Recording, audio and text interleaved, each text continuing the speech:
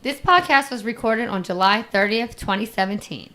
By the time you hear it, things may have changed.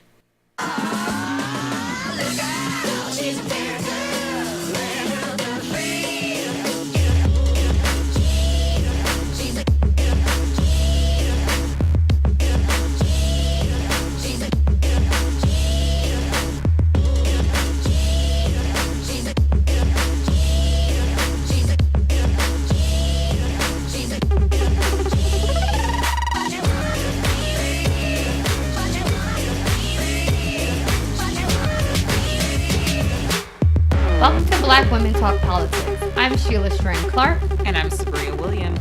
And welcome to another week of... The circus. I was going to say madness. Madness, the mad circus. So where do we start? Let's start with the ban on our transgendered brothers and sisters who cannot be in the military at this point. So per tweet. Per tweet, right. So that's how we're Right. legislating now. That's how things are going to get say yay or nay is via tweet. So the tweeter in chief said, after consulting, this was on Wednesday, after consulting with my generals and military experts, please be advised that the United States government will not accept or allow transgendered individuals to serve in any capacity in the United States military. Our military must be focused on decisive and overwhelming victory and cannot be burdened with the tremendous medical costs and disruption that transgendered in the military would entail. BS, I call it. It's ridiculous. Let's start with the most expensive, I think. One of the more expensive costs in the military that is covered is Viagra. So let's start with that. So I don't know that there will be enough transgendered folks in the military to cover that cost or even compete with it. And how about if we allow, or let's investigate into Donald Trump, who got medical, I guess, a medical leave? That's why he didn't serve. That's why he says he didn't serve. None of his sons have served or probably will serve. I don't think his father served. There's not a history of a Trump that has done anything to serve the country in the military. And yet you're going to tell our folks, these citizens who have probably had more discrimination and more hate chucked at them in their lives than probably any other group, but yet and still they love and want to serve our country, and you're telling them no. Right. I mean, I think the fact that someone would be willing to give up their life for this country, be patriotic, be willing to serve, and then the military or the government would say no, thank you, is, very disrespectful, considering what a gracious undertaking it is to be willing to serve in the first place. And I think, Absolutely. It wasn't just us as average everyday citizens or people who are for equality that were outraged. I mean, even folks in the military, even people on the right, Republicans, everyone was saying this is totally out of order. This rolls back all of the protections that Obama and his cabinet put in place. Even the Joint Chiefs of Staff said that they would not adhere to this guidance until there was further guidance, i.e. nothing's changing. Right. So, what I think Donald Trump does is he's such a shock jock. He just tweets. And a distractor. He likes to do the distraction. So I don't really even think he cares that much if what he says happens. It's just the show of it all, the drama of it all. It's for the ratings. So it's mean. So he's, again, doing what we have said on this show many times, being a bully. He wants to bully people. He wants to make them feel marginalized. He wants to stir up emotions that don't even need to be. I mean, if this is indeed what he believes should happen or wants to happen, to tweet it out so recklessly without anything behind it, like with the general chairman Joseph Dunford said, that without the guidance behind it, it's just a mean. Right. Because people who were on their post right now, what does that mean? What does that mean? Are they drop their weapons and come home? I mean, it's very irresponsible. I think that the ACLU and others, of course, are going to pursue hopped on this, absolutely, all types of actions to make sure that the guidance does not come out or the guidance is severely hindered. I think, again, this is just the shock jock Donald Trump, who really probably cares less about, clearly he doesn't care about military service because he didn't serve. didn't. So, And but I think like you were saying, like the bullying is indicative of like some of the other drama we've seen in the West Wing. And it's great, and it's going in. I think what is Scaramucci, who is pretty scary coming in. Yes, his name is scary. Yeah, and he's Scar. model. Is it Scarface? Scar, yeah. But he's model. If they did you know how they do a side by side, and they had Trump, and then they had him, and their mannerisms. I think he is really trying to build himself as a baby Trump, which I don't know why you would. But he's coming in on his revenge piece. I mean, and be clear, he was a Democrat. He had to delete tweets or deleted tweets because after Trump asked him to come into office, the tweets that he had about Trump not disagreeing with some of the policies in this administration, he just decided to, I'm going to delete it. So I have this position now. I'm going to just be, I guess because he's going to flip flop. He's a Trump guy, right? So he can be whenever the wind blows, he'll be that.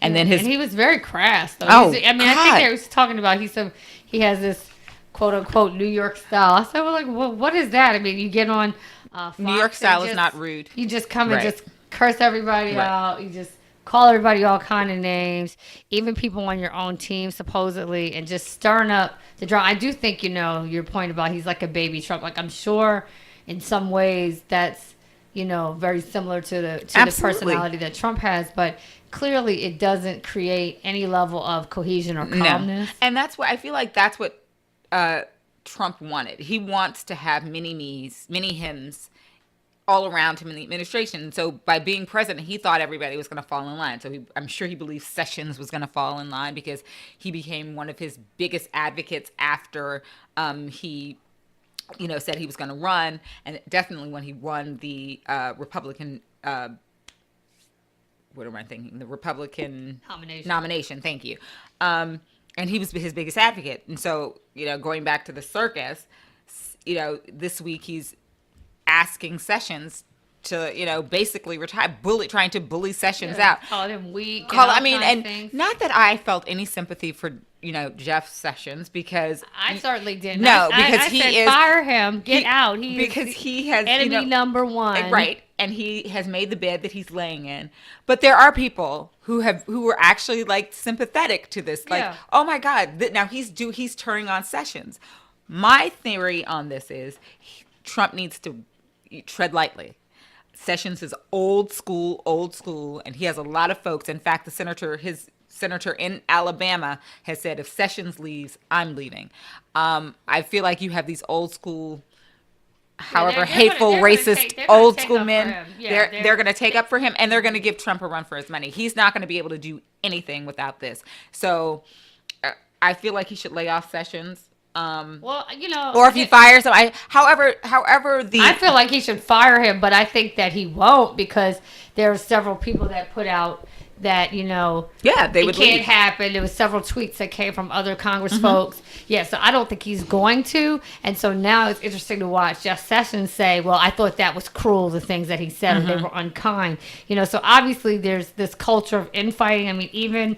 And I think for Trump, and I don't want to stay on him except for to say, it's dramatic, and we have to, of course, divert our attention to the real issues. But for those who feel like, I know we'll talk later in the show about healthcare, and for those who think that loyalty is enough to keep your place, you should understand that Sean Spicer was loyal to his extreme detriment because he appeared very dumb. Right. And he was. Reince Priebus was very loyal, and maybe Scaramucci or what have you has been questioning that. But from what I can see, Priebus was part of the reason why Donald Trump was able to get the establishment to support him. Sessions was very loyal. All these guys are getting dumped on right now. So loyalty is not enough. It's not enough. And what Trump doesn't understand is that it's not about loyalty in Washington. It's about laws, and it's about the way things have to be followed. Rules have to be followed. And even though a lot of these crazies have, broken a lot of rules, ultimately you can't just tweet out legislation. You can't just say, look, I want this done and have it done. There are channels that have to be followed. There are ways that things are done. Ultimately, even though we believe the world is in chaos because he's in fact in office, behind the scenes, you can't just say, click your heels 3 times or, and have things happen. That's not how it You works. have to have alliances. Yeah. And I think, we're not going to talk too much this week about Russia, but one of the interesting things that happened was, there was a bipartisan piece of legislation that was written and was voted upon that would basically keep the sanctions in place for Russia, whether or not Trump approved it or not. Yep. And so that was an example of how his own party has begun to realize that he can't be trusted. He's motivated by his self-interest. And so when you had this bipartisan vote, you had just 2 folks that voted no. No. Yeah. So, the big question was like, is it going to go to the White House and he's going to veto it? But of course, what folks are saying is that he's not going to do that because he just understands that will put him in direct war. With Congress. So I think there's, whether it's this whole thing about Russia, whether it's the whole thing about Sessions, whether it's the transgender. I mean, obviously, folks are going to line up with him many times, but you see folks beginning to break and move away because they understand that he is an opportunist and he's not loyal. So loyalty is a waste. What I think we're going to see, because even though his approval ratings are way low, they're in the gutter. His base is still, that approval rating is still consistent. It hasn't really dropped. But I feel like as these things happen, as you see the Sessions breaking away and the Priebus's breaking or being fired, that base, because they believed that he was going to put their folks in, and those were the people that they believed in, not necessarily Trump. As these things continue to snowball and happen, I'm predicting that his base will then, this is when we'll see the numbers dropping. Well, Priebus now, his replacement is John Kelly.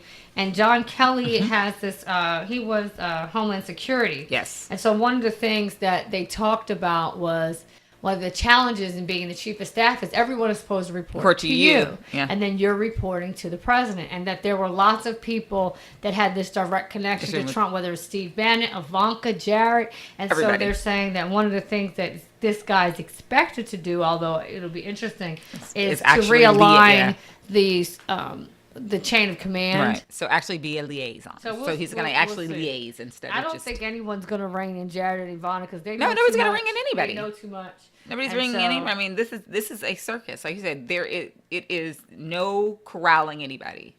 So, the other thing that happened that was really interesting this week is, particularly for me and my family, was this whole Boy Scouts thing. Are your boys Boy Scouts? Yes, they are Boy Scouts. Well, they're Cub Scouts. They're Cub Scouts. They're baby Boy Scouts. Oh, it's happening. So, and so Trump spoke at the Jamboree, and apparently this is tradition. For 80 years, American presidents have been coming to speak to the Jamboree. But the Boy Scouts, is nonpartisan, right? So supposedly. So, and every president does get an invitation. They don't always come, but they do get an invitation. And definitely when they come, they don't use it as a political platform. No, right. And for the 8 presidents who have come and stayed far away from politics, the Boy Scouts has a plethora of other things you can lean on, and loyalty, integrity, friendship, kindness, etc., etc. However, when he came in front of the crowd, it was a Trump-esque style rally. And as I was reading, first of all, as disgusting as I found it to be, it was also hilarious because he's such an idiot. I mean, he's talking about, we were just going over the transcript of his speech, and he said everything. He said, "Oh my God, the crowd here is huge, it's huge." But when you go and watch it on the fake news, they'll say it's 200 people. Or he said, "Oh my God, who?" He said, "Who the hell wants to talk about politics to the Boy Scouts?" So I'm like, "Are you supposed to curse in front of the Boy Scouts? No. I mean, you're supposed to be wholesome." And be clear, the crowd was huge because it was the Boy Scouts Jamboree, not because they were planning to see. I mean, it was going to be huge regardless because that's the event. Yeah. It's always huge. Yeah, and then he took digs at Clinton, Hillary. He took digs at Obamacare. Matter of fact, he took digs at his own guy, Tom Price. Yeah. Then he said, "Are you going to get that vote? Because you need to get that vote, or otherwise, you'll be fired." I mean, so he's so outrageous. And then he started talking about yachts and cocktail parties. Yes. These children can't even drink. Okay, they are underage. So the whole thing was just ridiculous. It was a sleazy Trump. And it's a perfect SNL monologue, right? Because I could just see Alec Baldwin just at the Jamboree, and I mean, it's coming. I'm telling you. I can't wait till September till it does. It's and what is definitely- Melissa McCarthy going to do now? They're going to be there. Well, they'll probably have to see it with her getting fired, Right. But, I think, so as a parent of a Boy Scout, you had to think about, okay, what does this mean for me? And the Boy Scouts, at first, they wanted to poo-poo it and try to make it like it wasn't a big deal. Finally, after they got so much flack from folks who are not aligned with Trump, the chief executive scout or what have you, came and said he apologized. The political rhetoric is not what we're about. We know that this is not, representative of what scouts are all about. So, I actually had a mom call me this week and say, hey, what do you think about this? I'm thinking about taking my kids out of scouts. Oh, wow. And so that was pretty interesting because, you don't really think, clearly the Boy Scouts didn't think, right. They had no clue. That it was going to have this ripple effect, but you have the Boy Scouts who have done a lot to be inclusive of gays. Absolutely. You have inclusive of all religions. The Boy Scouts aren't Christian per se. They're faith-based, right? Yep. So they're inclusive of all religions, all cultures and creeds, So when integrity is a big piece of the Boy Scouts. So,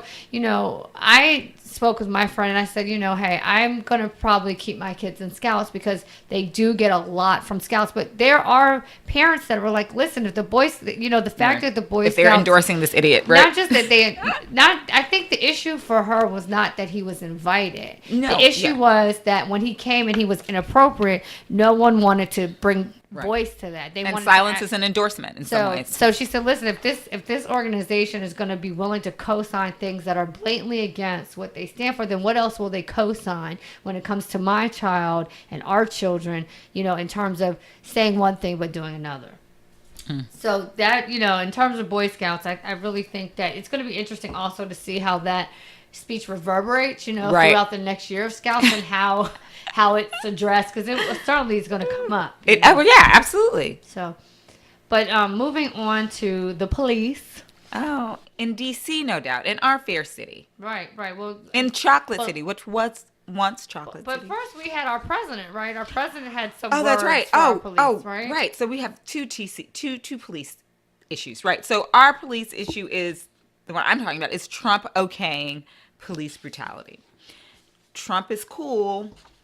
On Friday, he received applause. He was at the where was he? He was in Long Island at a law enforcement. He was delivering a speech to law enforcement in Long Island, New York, and he received applause for basically endorsing throwing thugs in the back of the paddy wagon and being rough with them and don't be too nice is one of the quotes. And so, in talking about how, somebody, they like to protect your heads, and the way they put their hand over it, like don't hit their head and they've just killed somebody. Don't hit their head. I said, you can take the hand away. Okay. So basically saying that they should be bludgeoned, maybe to death, like some of our brethren have been by the police. And the remarks received significant applause, and that is disgusting. And this is where, Trump and Sessions are really aligned. Mm-hmm. So this is what I'm saying. If he wants to fire Sessions, I'm all for it. Right.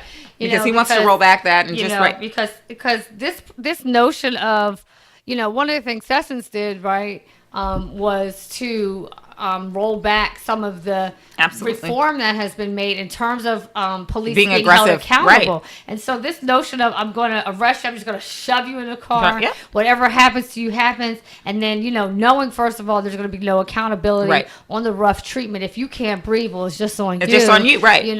And why were you standing on the corner? You should. So this, again, just goes back. It's not just about bullying, but we know, of course, any rough tactics used by police disproportionately impact communities of color. Absolutely. So it just means more men of color hurt, treated unfairly, and then with no recourse because there's no justice. And then they couch it as we're protecting criminals. Well, no, everybody is innocent until proven guilty. And so, if there's somebody who's actively being aggressive, that's very different than somebody being shoved into a car and beaten in the head. That's not what he's saying. He's actually wanting police, calling for police to be harsher. Not that we haven't had that. Not that, Philando Castile isn't an example, or many of the other, people who've died at the hands of officers aren't examples of true police brutality. Yeah, it's so then when we have something like what happened in DC this week, right? And one of the things I like to do in our show, as we can when we can, is highlight the stuff that's happening locally, right? Because we know these things are just indicative of or microcosms of what is happening worldwide, in the other parts of our country. So in DC, there was an officer that was captured on camera with a T-shirt on in court, no less. And the T-shirt basically had the District of Columbia flag. It had the police badge. The top of the shirt said "Power Shift." In the O in "Power Shift" was a Celtic cross, which a lot of times is used as a symbol for white supremacy. And then it had a picture of a skull, and the skull was holding an AK, right? An AK, automatic rifle.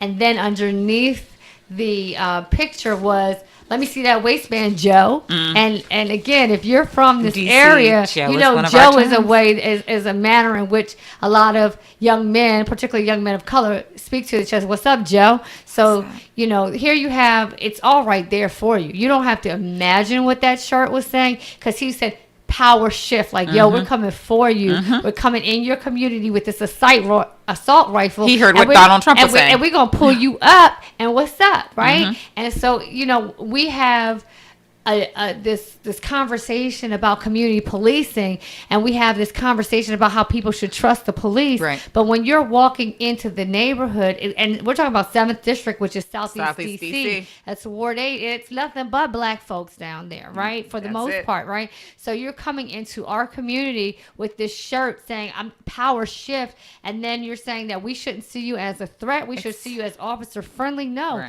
you're setting yourself up as an antagonist. I mean, as somebody who grew up in this fair city, I'm so surprised that I hearing this made me sad inside. I mean, because usually when you, like you said, you want to highlight what's happening in DC, and this is not, this is a horrible, a black eye on something that happened in our city. I mean, what was his officer next to him saying? That's why. Actually, we think right. The thing is, they didn't make this shirt for one person. No, this shirt has been given out to several different audiences, I'm sure. So I'm sure there's more than just one officer that has this. And so, Newsham, who is our police chief here, said, this does not represent what we're about here, and we're going to look into this. And I'm appreciative of that, but there's just a boldness. That's really the issue to me. It's not, did the police co-sign this or not? Right. I would hope that they didn't. I don't think that they did. But the fact that there's an officer or a group of officers that saw this type and didn't say one word. No, they let him get to okay. the court. Right. Let him get to the courthouse with this on. So beyond him being bold, there was nobody to advocate for the people in the 7th District of DC. There's no, Ward 8. There's nobody advocating for them. Well, I'm clearly, so they must people all probably believe. saw them with those shirts. That's It was point. like, that's why I don't, you know what, with the police. Because, basically, it's us against them. And that's what that T-shirt said. So, this guy is on administrative leave, or he has desk duty or something. He should be gone.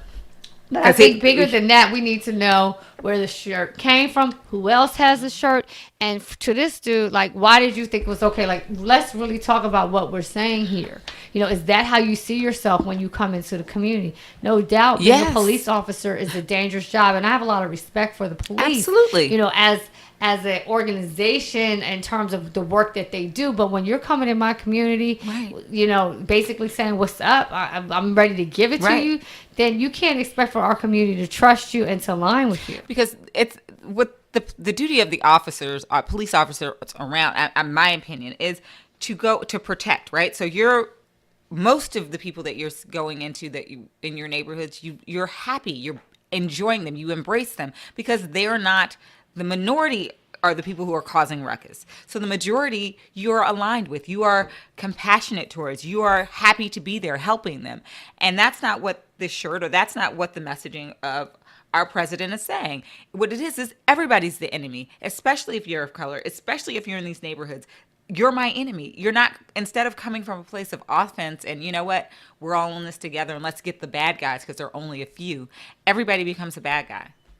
Yeah, definitely. So we'll have to keep our eye on this one. Again, this is the common thread why I feel like for folks who are listening to the show, this is where everything is connected, right? Absolutely. It starts from the president making a speech that basically says lock them up, or or law and order, whatever they say, to the appointment of an attorney general who basically says police brutality is okay, to officers on the street wearing T-shirts that say, what you have on your waistband, Joe, and I'm gonna shift this power in a very aggressive type style. So it's a thread. You can't disconnect it, and you have to oppose it at every level. So I guess the other really, really big news this week is healthcare. Yep. Healthcare was a huge soap opera this week. It was. And it was a soap opera that I feel like shouldn't have been a soap opera. I feel like when, John McCain came back on Tuesday, he should have just and we haven't done this show since John McCain was diagnosed with brain cancer. And we do want to wish him well. We do want to make sure that he's one of our the country's heroes. Right. Contrary to what our president believes, when you are active in our military and you serve and you are a prisoner of war and you come back and you're able to still serve, that makes a hero. Well, let me say this too before we roll out what happened. And this is the foreshadowing of what happened, which I'm sure most people know by now. But, I always hope that when people have these significant life experiences, we talked about it with Scalise, who got shot. Absolutely. We talk about Gabby Gifford. Here's John McCain. We're having this vote on healthcare. We're having this conversation about what it means to be an older person with a pre-existing condition. Right. And so you have this man now who has this power to vote, and he has been impacted very personally by this issue of cancer. And I always hope for people that there will be something that gives them some level of epiphany that helps them move off of just politics as usual. So that was the light, you think? I don't light. know, but I have to. I mean, that's foreshadowing of what we're going to talk about. But really, that's what I hope for people. Because, what's the point of having these major life experiences if you just carry on your life like you didn't have them? Really. So, but let's recap what happened. Okay, so it was the most dramatic night in the United States Senate in recent history. But even let's go back to Tuesday. So Tuesday was the vote to push it forward, to push the vote forward. So there was a vote to push the vote. So are we even going to see this on the Senate floor? Is this going to happen? And so of course our VP was the tie-breaking vote, and it was pushed. So now fast forward to Friday. It was actually Thursday were when the senators were there and they were all debating, and it went into Friday morning. And so it was the most dramatic night, I guess they're saying, the United States Senate in recent history. So that was what everyone who was there was saying. It was just, I wish there were cameras that we could see. So a 7-year quest to undo the Affordable Care Act collapsed, at least for now. And that is because of Senator John McCain.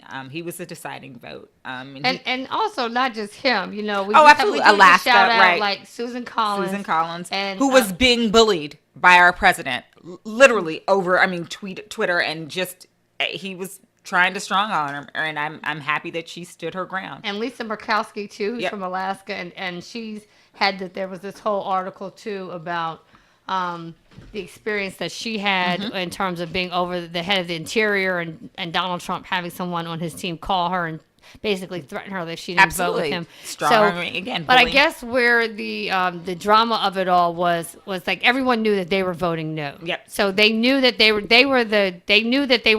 had assumed that they were going to be 50-50, right? Because Pence was on deck that night to be the tiebreaker, right? But what happened with John McCain? John McCain comes in. And in the wee hours of the morning, it wasn't that, it was 1:30, I think. And he comes in and gives the thumbs down and basically throws it down. He said, I've stated time and time again that one of the major failures of Obamacare, was that it remained through Congress by Democrats on a strict party line basis without a single Republican vote. He said in a statement explaining his vote, "We should not make the mistake of the past." And so there it was, and he felt like it was a mistake. I feel like also it was a jab and up yours to Donald Trump, because he didn't know. I think Donald Trump believed, as I did after Tuesday, that John McCain was going to vote in agreement. And when I thought so too, because they were so pressed for him to come back. Come back. They that's delayed the vote for him to come. So they obviously thought he was going to vote they yes. believed it, and when he didn't, it was. I mean, when I woke up on Friday morning, there was a bit of joy that I haven't had since. This is not a small victory, folks. This is a big victory. This is humongous. This is since 2010. The Republican cry has been to repeal and replace. Trump's whole campaign platform was, most of it, repeal and replace. And so for this not to happen, for this to be stuck, and they have to totally start pretty much from the beginning. And they're now saying they want to work on a bipartisan effort, which is what they should have done from the beginning. Yeah, absolutely. And that is and it sort of irks me when they say now we want to work on a bipartisan. They should always be working bipartisan, because the country is pretty much half and half, right? We are a country filled of all of these different types of people. So why should one group make decisions for everyone? It doesn't make sense. Right. Well, I'm glad. So I think this is, of course, again, something to continue to watch. I think Congress is about to finally go on recess. So the timing of this was really important. But I do know that there will be all kind of efforts to come up with another way. I think this was a significant victory. We still have to keep our eye on it. It's definitely not over. I think there's going to be when Trump says it's repealed via tweet.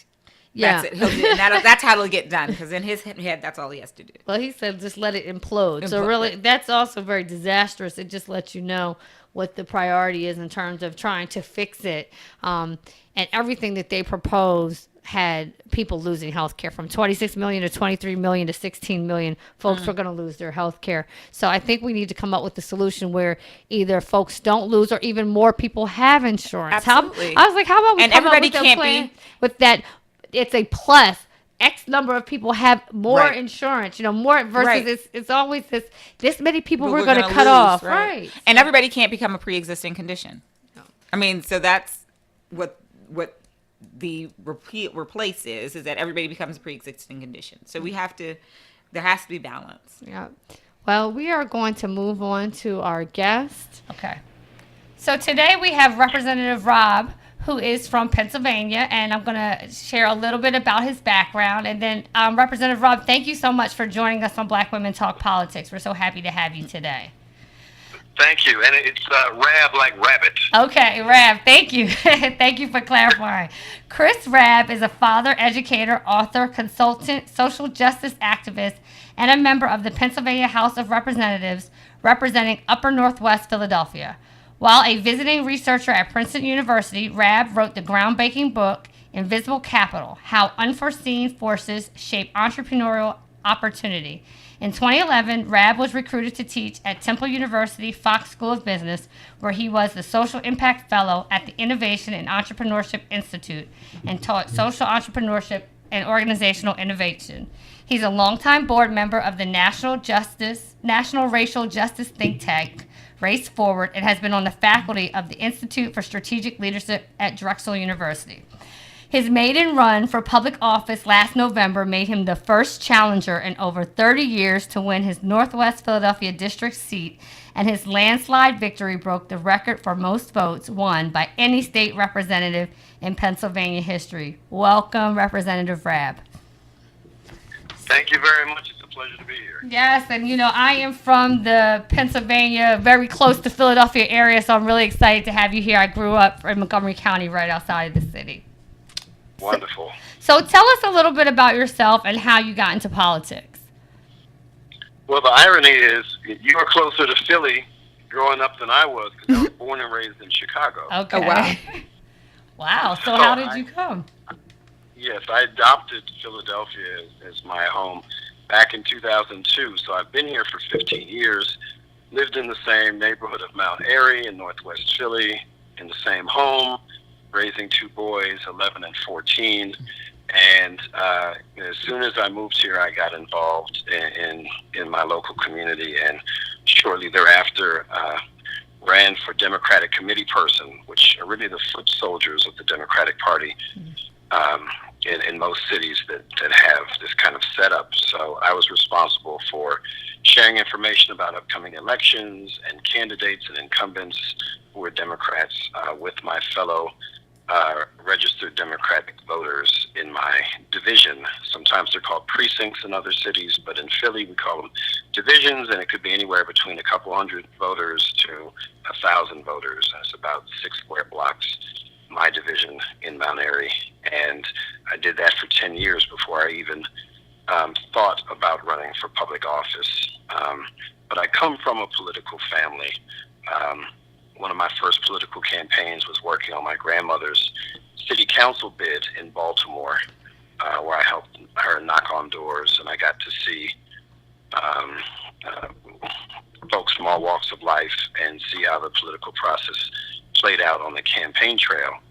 So I've really been ensconced in electoral politics since I was a little boy, and my first job out of college was working for my U.S. Senator, Carol Moseley Braun, the first black woman senator.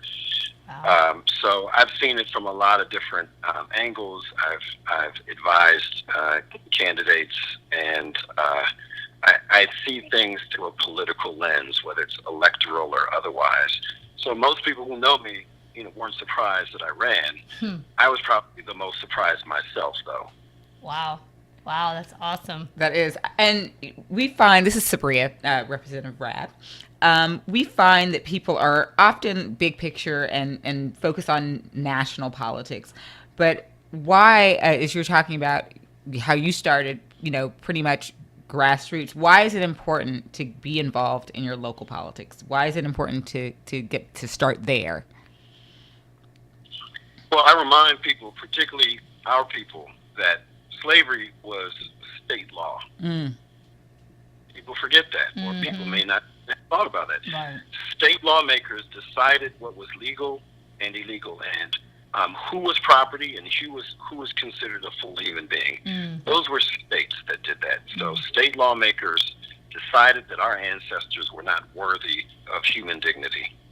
So if we, the descendants of those who chose to survive, kind of put up our nose at state government and statewide elections and local elections because it's not sexy enough or that's not important enough. Right. They dishonor their ancestors because this is the type of impact that state lawmakers are supposed to have. If you're concerned about drinking water for your children, if you're concerned about public education, most of that money comes from states. Right. So in many ways, black and brown folk have a bigger stake in what happens in our state capitals because these funds help the folks who are most marginalized, or at least should, in terms of human services. So just in terms of Pennsylvania, the top 3 items we spend money on are, number 1, health and human services, 2 is education, and 3 is incarceration. Nothing comes even close to those top 3 line items. Wow. And you better believe that we are overrepresented in terms of being in the system, good or bad. So if we do not understand who is representing us and how they're representing us, we have no excuse. Yeah. Wow. So I guess tying in. So what have you found are some of the issues that individuals in your district are most concerned about? What do you hear as the overriding cry? I guess especially since November, possibly. Well, I mean, I think the fact that my district is within the city limits of Philadelphia, it's public education. Yeah. We have the worst educational disparity of any state in the entire union. So when people want to make fun of the Deep South, they can't do it if they're in Pennsylvania because we're at the rock bottom in terms of the haves and have-nots. a report that was done by actually a researcher who lives in my district found that of the 500 school districts across the Commonwealth of Pennsylvania, the single biggest factor for who gets more money and the most money, that single factor is whiteness. It's not wealth, because a lot of people say, well, it's really it's really how much folks are making. No, when you disaggregate that, you remove that factor, the single largest factor is whiteness. And that means that there are a lot of funded school districts that have a disproportionate amount of black and brown children, and that also means that there are half the school districts across the state that are receiving more money than they deserve. Wow. And because it's a zero-sum game. If we set aside X amount to educate our children, why is it some people get paid more than their fair share? It's fair. Fair is fair. Fair is fair. And that is yet to happen. And so that is a concern. So there's people of all backgrounds who are leaving Philadelphia and moving to the suburbs just across the border, less than a mile from my house, and putting their kids in suburban school systems because the property taxes, pay for, more resources for teachers and administrators for the benefit of students. And it's not because Philadelphia school teachers are ill-prepared or don't care about the kids. It's because we do not have the resources that we need, and it's no fault of the child who was born into the wrong zip code. And to me, that's un-American. Absolutely. We've all been told and taught that education is, everyone deserves a quality education. If there's nothing else, this country affords you that. But we know that for lots of kids in urban school districts, they get the opposite of that, right? And we find it here in D.C. quite regularly. I mean, and the mass exodus that some of our peers are doing as well, going into suburban areas where, it may even be higher. I mean, it's ridiculous, but... Yeah. Well, you also talked about, Health and Human Services and incarceration being the other two major expenditures, I guess, that the state has. And we were talking a little bit before the show about some legislation that you introduced to provide services for young people whose families are incarcerated, and particularly focusing on the communities where there's the largest numbers of incarcerated families, or where folks are disproportionately impacted by incarceration. Can you tell us a little bit about, this piece that you're doing, why you think it's so important, and how it's going to change things for young people?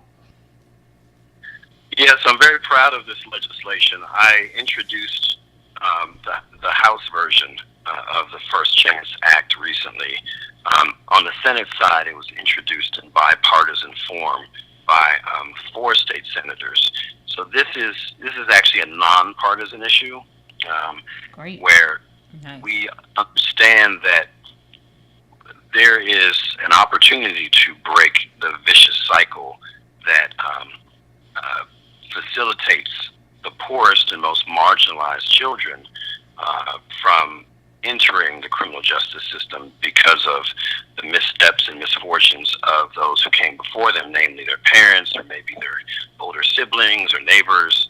And it's a self-fulfilling prophecy unless we have policy that breaks that up. And so the First Chance Act would set up a public charity that would be funded by a 1% surcharge on the largest contracts with the Department of Corrections. So if you have a contract that's $5 million or greater, you would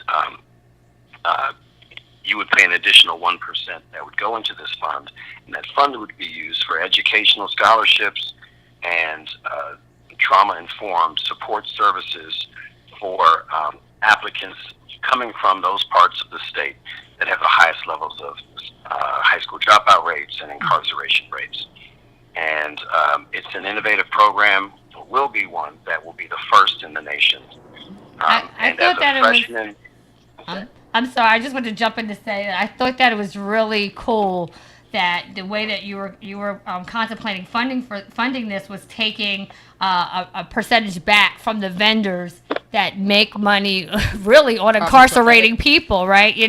I thought that was so smart because there should be some reinvestment in the right types of opportunities for people because we know incarceration doesn't work. That's right. That's absolutely right. You cannot incarcerate a society into growth or into stability or into prosperity or meaningful inclusion. You just can't do it. And in lieu of having an equitable funding formula for our public schools, or at the very least, in addition to this type of initiative, is the opportunity to create pathways to success for kids who are often invisible or seen as prospective inmates. So I'm very excited about it. I'm excited that it's bipartisan. I'm excited that it can be funded without taxpayer dollars.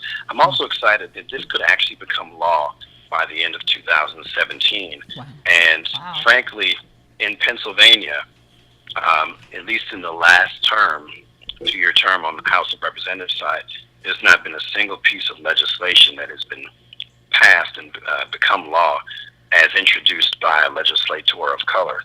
And as a freshman who just got elected in November, if this happens, this will be a real feather in my hat and will suggest that new people, that folks from the minority party, that black public servants have the capacity to think innovatively, to work across the aisle and make things happen on behalf of our constituents and for the betterment of the entire state. So I'm really hoping that this becomes law and this is executed and quickly and substantively and send a message across the state and across the country that there are ways of getting really important things working. Because if you can help the most vulnerable young people in our society, and you can do that without spending taxpayer dollars, Absolutely. and you can do that based on evidence-based services and other opportunities that we've seen work in other circles, then we have that silver lining amidst a political moment that gives many people great despair. Absolutely. I think that, we'll be definitely checking for that. And then, of course, looking to see what we can do in terms of in DC, particularly for those of us that work in this field. Really excited to see that reinvestment made in those communities and in those children. So, many people, including myself, dream of running for public office one day. But we really probably don't understand all of what it takes. So what should someone think about when they're considering running for office? And what did you learn from your experience? Well, I get this question a lot in light of my success my first time running. A lot of folks say, I want to be like you. I want to do what you did. But they look at the campaign and they look at the victory night, and they don't look at all the years that were spent before I even considered running for office.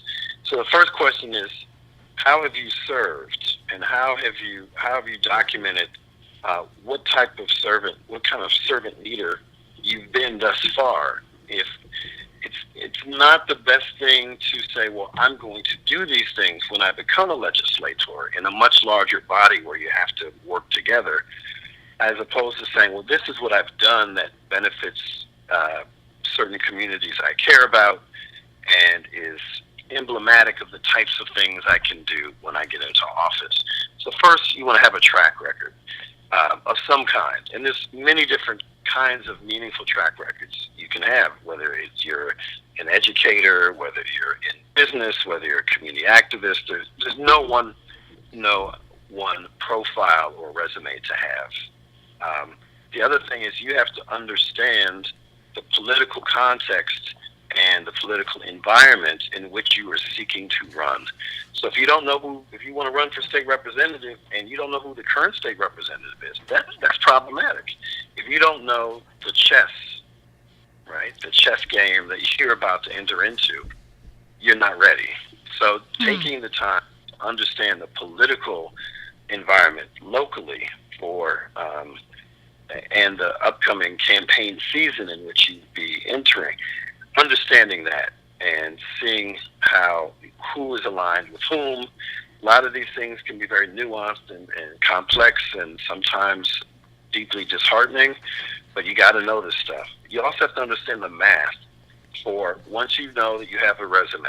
2, that you understand the political landscape. 3 is, can you look back at previous relevant elections for the office that you seek and figure out the math for what someone with your profile would have to do to win at least 50% of the vote plus 1. That's called your win number. If you can't calculate your win number based on certain very reasonable assumptions, no one who understands politics is going to believe that you can pull this off, particularly if you've never run before, particularly if you're not self-funding. Depending on what state you are, there may be different campaign finance laws about how much you can raise from individuals or other entities. So you have to understand all of those things. The good news is, if you network and you talk to folks who you look up to or have had a path that you think you could follow or learn from, you have to ask folks, just like you're asking me in this interview. People have to reach out and perhaps go beyond their comfort zone and take a chance and say, I'm going to go up to this elected official and say, how did you do it? And reverse engineer their success, see what is familiar, what is similar to your circumstances, and what is very dissimilar. And that's something that means that you're going to have to admit to people certain things that you simply have no knowledge about. It doesn't make you dumb. It doesn't make you lazy. It doesn't make you bad. It makes you eager to learn and honest in saying, I don't know everything. Because if someone came to me who's never run for office, who hasn't been involved in various political dynamics locally, and try to convince me that they knew everything, I wouldn't care what their politics were. I wouldn't trust them. Right. Because I don't trust anybody who believes they know everything. Right. Right. Absolutely. Well, that was great. Very, insightful, and I really liked the point you made about how have you served before you decide you want to run. It's so important to think about every day. What are you doing right now? I think I kind of got from what you were saying, because it puts you on a trajectory for whatever comes next. Absolutely. If you are an adult and you've been around the block a few times, if you said absolutely nothing and you had people who didn't know you Google you, review anything that you've created, anything that's been documented about you, whether it's in the press, your resume, things that you've done, they should have enough to make an educated guess about what you prioritize and what your values are. And those are two overlapping things. If someone didn't know me from Adam and they Googled me and they talked to folks, whatever, a reasonable person could estimate where my politics were and what I was focused on. And I imagine 8 out of 10 folks would be right.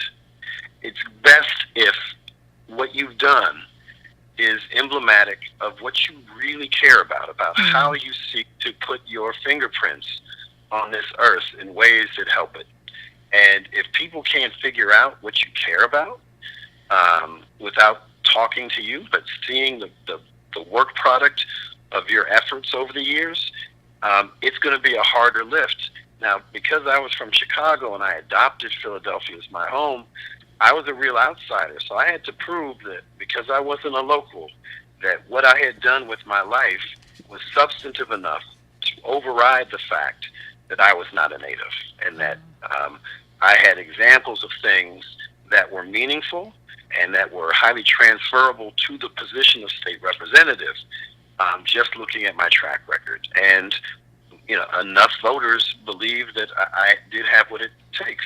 Right. Now, as someone who's been in office, going on a year, people can look at what I've done in my first 9 months, and they can have a very good sense of the type of public servant I am, based on who I've hired, based on the legislation I've introduced, how much legislation I've introduced, where I've shown up, and how I've lent my voice to certain battles.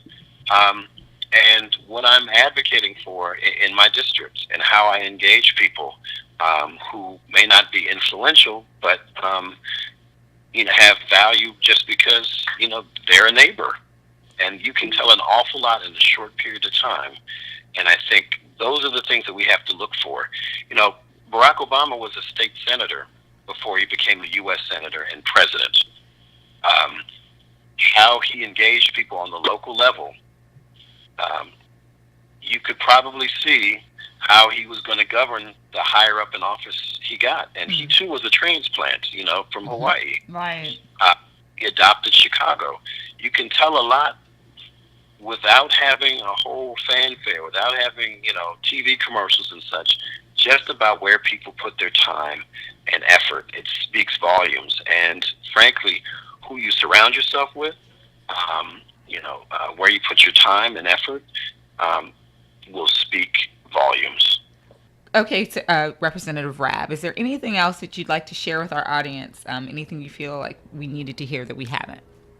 So I think it's really important for men who are overrepresented in public life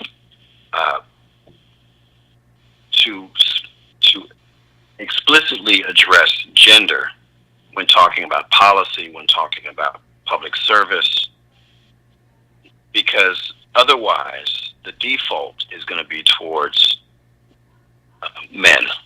Okay. And if men with ostensibly good politics, good gender politics, don't acknowledge that default, then we're complicit. So I always try to be explicit around race, gender, and also sexual orientation. Right.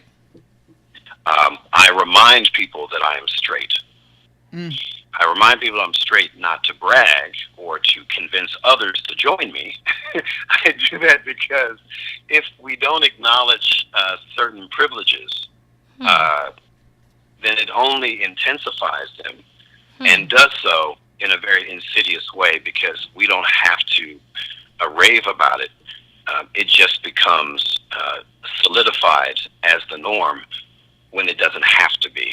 And for all those people who do not identify as straight or male or able-bodied or people who speak English as a first language or who are formally educated, it honors them because if otherwise they become increasingly marginalized. Right.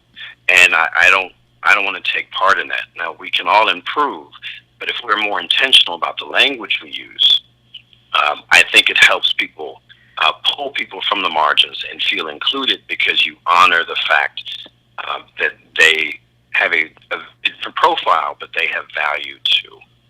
Absolutely. Absolutely. So you're making conscious efforts to be non-racist, non-sexist, non-homophobic, and actively doing it daily.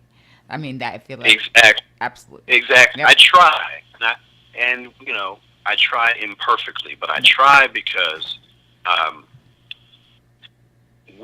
for those people who choose a life of public service, we are supposed to help the greater good.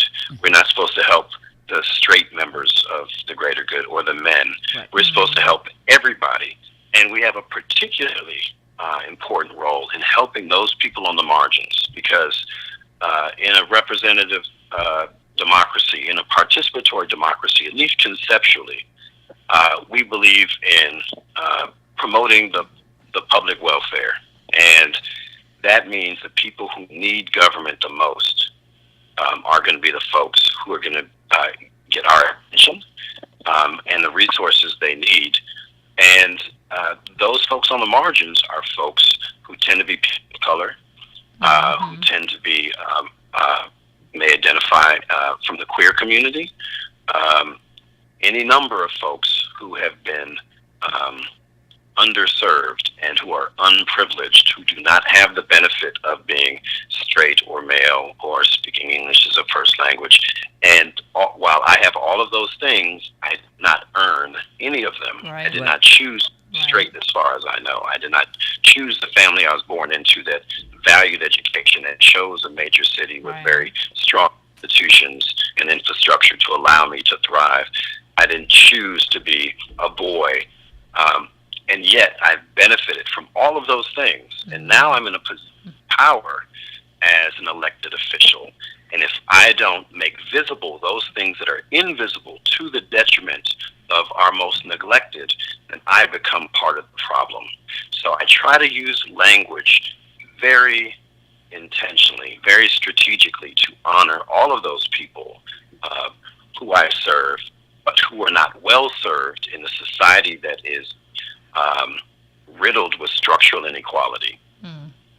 So, and I remind my colleagues and folks in media to be careful about the words they choose. One of those words that I don't use is minority unless I'm referring to white people.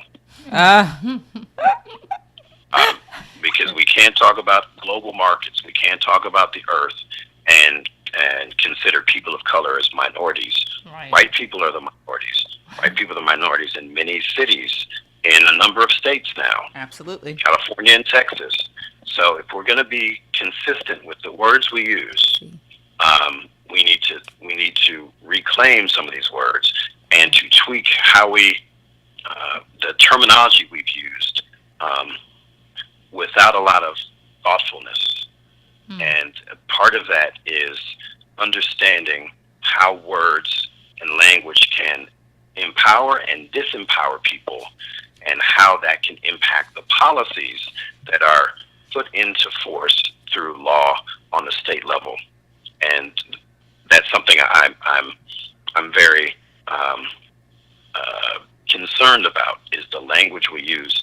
And the other thing is, when people say, I want to run for office, or I want to be mayor or governor or whatever, and they have a particular issue that they really care about, if their resume shows that they're really about environmental justice or women's rights or animal rights, whatever, and whatever those issues are, and whether they want to run for office or not, but they're just someone who's engaged, that the second and third issues that they really have to invest in is understanding election reform and media reform, because what becomes law is based on who and how we elect them.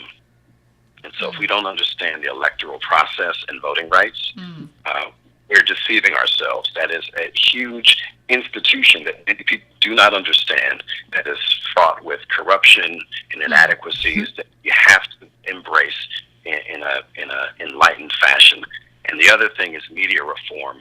If we believe that just because there are 1,000 cable channels when we click through, we're sitting down on the couch, and we think that that is a diversity of expression, and we don't know that those cable channels, the websites, all those things that we consume in terms of media is essentially controlled by 6 corporations, then we're also deluding ourselves. There's 6 corporations that essentially control the lion's share of things that we consume. That's movies, TV, newspapers, magazines, amusement parks, radio, TV, all of those things controlled by 6 corporations. And it didn't used to be that way. That was policy that was occurred in the mid-90s that allowed for that concentration of media ownership, and that media ownership does not reflect the ethnic or gender diversity of this nation. So the stories we're being told about politics, about elected officials, about justice, about the environment, whatever, are being influenced inordinately by the people who control 6 corporations. This is not conspiracy. This is fact. No one can dispute the fact, the reach of the media corporations that control pretty much everything we consume. The question is, what do we feel about that influence? What do we actually know about the influence of these media corporations, and how do they impact our conversations? How do they impact our elections? And what are we going to do about it? Well, we can't do anything about it unless we know that it's a problem to begin with. Right. Wow. That is, I had no idea, honestly. Right. So really appreciate you bringing that up and talking about, election reform. I know Eric Holder is really, this is one of his kind of key issues that he's moved on in terms of the redistricting, gerrymandering, and making sure that there's not, racial biases and implications in the way these things are being done, and shining a spotlight on how these processes are happening. So I really appreciate your comments on that. And by no means am an expert, but I do appreciate what you're saying, which is we need to look into it and not just get caught up in, the broad strokes, but what really gets people in office and what keeps them in office. And also knowing where your news is coming from. I think that's important. I mean, especially with the way that I think the tenor is now around Washington with news in general. If we all knew that it pretty much came from the same place, then it's all what it is, right? And it just underscores the importance of, even though this is just a little tiny podcast, it underscores the importance of being a participant in the process, being an analyst in the process, and making sure that you're educating and informing people who are generally, there's a lot of people right now who are really checked out because they're so sick of it, So as a luxury we do not have. We do not. Great. Well, Representative Rabb, thank you so much for the insight that you provided and the time that you provided. I mean, I think Pennsylvania and Philadelphia is really lucky to have you. We look forward to following your career and any announcements for 2020 that you want to lay on us so we can be the first to know. I'm looking forward to being reelected next year. Okay, good enough. All right. Well, thank you again so much, and we look forward to talking with you again real soon. It's been a real pleasure. Thank you all. All right. Take care. Well, thank you so much, Representative Rabb. I mean, he gave us so much. Normally this is our Act Up segment, and we're talking about things that you can do, and obviously there's many different things that you can do in terms of what he was talking about. One, just how are you serving right now? He really talked a lot about the things that you're doing. If people were to look you up, in terms of understanding what's important to you, would that be reflected in kind of what your life is saying? And so if the answer to that is no, or the answer is not as much as I would like it to be, get involved in something local. We have all types of democratic types of organizations. Your PTA, right? In DC, we have our ANCs. Yep. There are all types of civic organizations, like you said, your schools, religious organizations. Make sure that you are getting involved on a local level. Right. It doesn't have to be big. People think that you have to be something humongous, but no, volunteering on the PA, your school will love it. And then that will be the precursor for you being interested in education reform and public education, and going against school vouchers or whatever your thing is. So, well, okay, Act Up. We've got lots and lots of action items, and so we thank you, Representative Rabb, for that, and for helping us get our attention on what's happening locally and what we should do. So we're gonna end, and next week we will not be here. I feel it's summer, so August 1st is usually the vacation time. Not that we're vacationing. Well, we won't be on recess for a month. We won't be on recess for a month. We will be on recess for at least a week. For at least a week. But we will be back shortly with some updated, on the minute, what's going on. And I guess maybe if there's something crucial that happens, we may have to just remotely plug in and have a show. Maybe, if the impeachment does happen or something crazy, we'll plug in. Well, we want to remind you to check us out on our Facebook page, which is Black Women Talk Politics. You can send us a message if there's certain things you'd like us to talk about, or if you'd like to be featured on the show as one of our guests. We'd love to have you come chat on politics with us.